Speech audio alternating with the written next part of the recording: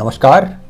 In my 4 years of teaching as well as coaching experience, I've come across most of the serious civil service aspirants coming to me and asking me one single question. And that one single question is what we're going to discuss today. All the serious civil service aspirants, please watch on. So what is that one single question? Lakshmikant's polity, is it sufficient to cover the entire UPSC polity syllabus? Is it a possibility? That's what we are going to explore today. That we are going to decipher it one by one. Let's understand what is this Lakshmikant polity all about. Why so much of importance is given to it. Alright. So what is this Lakshmikant's polity? We will talk about it.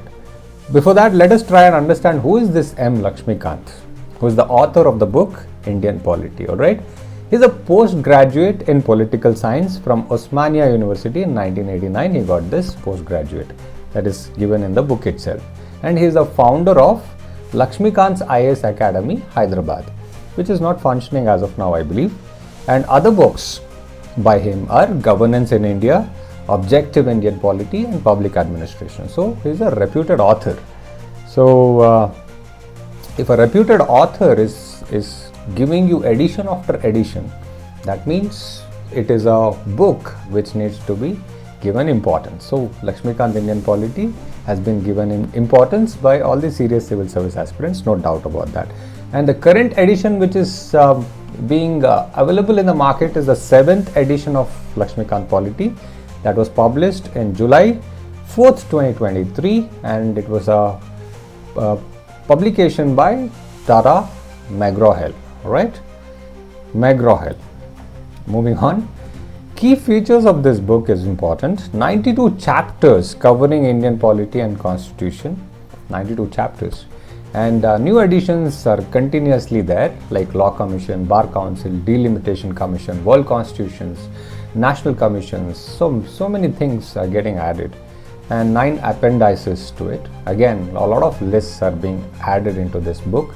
And bonus is you get previous year prelims and mains question papers and solutions to it, which is a great thing. So it's a good book. But the big question, is this book sufficient to ace UPSC exam? The answer is no.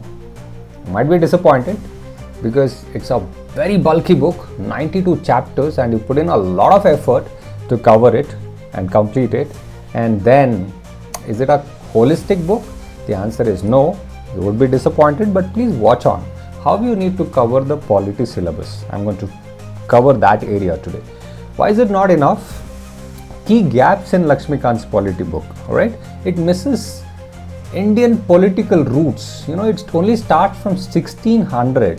There are so many other developments politically happening in India or happened in India even prior to 1600, isn't it? For example, Kautilya's Arthashastra, which is a masterpiece on wealth as well as polity and governance, isn't it? There's no information with regard to that. And also, various fundamental political science concepts are absent in it. Like, what is a nation? What is a state? And what is a nation state? Nation is different, state is different, and the concept of nation state itself is different. And what is a constitution? What is the importance of a constitution? All these concepts are not covered in Lakshmikant polity. And all these basic concepts are asked as prelims question in the UPSC prelims, as well as this come up as mains level questions also. I will discuss about that in the upcoming videos. Alright, critical ideologies are unexplored. For example, the ideologies like what is nationalism, pluralism, what is the difference between nationalism and pluralism? If you don't understand these basics, it's very difficult to decipher the questions asked in the prelims. Sovereignty means what? And what is socialism? What is secularism? What is republic? All these details are not covered in Lakshmikant's polity, and if you are not from a political science background, it becomes crucial for you to get back into these basics and then focus on Lakshmikant polity. Alright. So there is no depth in the explanation of India's unique state structure also in Lakshmikant's polity. What do I mean by India's state structure? See, India's state structure is very unique in many aspects. For example, the federal arrangement. India's federal arrangement is neither truly federal nor truly unitary. It is in between, isn't it? Why is this arrangement made? And what is the reason behind it? All these questions, if it appears in the exam, you will not be able to tackle it if you have fully focused your energy on Lakshmikant's polity alone. So it requires a further detailed study on Indian polity. That means you will have to dig deep into the basics of Indian polity. How do you do that? Digging deeper doesn't mean digging wider. Please understand that. All right. So expand your study beyond one book. That is my first giveaway today. And stick to the basics. Stick to the class 9 to 12 polity NCERT, which is going to help you in a big way because it contains rich insights on democratic politics, Indian constitution, and politics in India since independence. All right.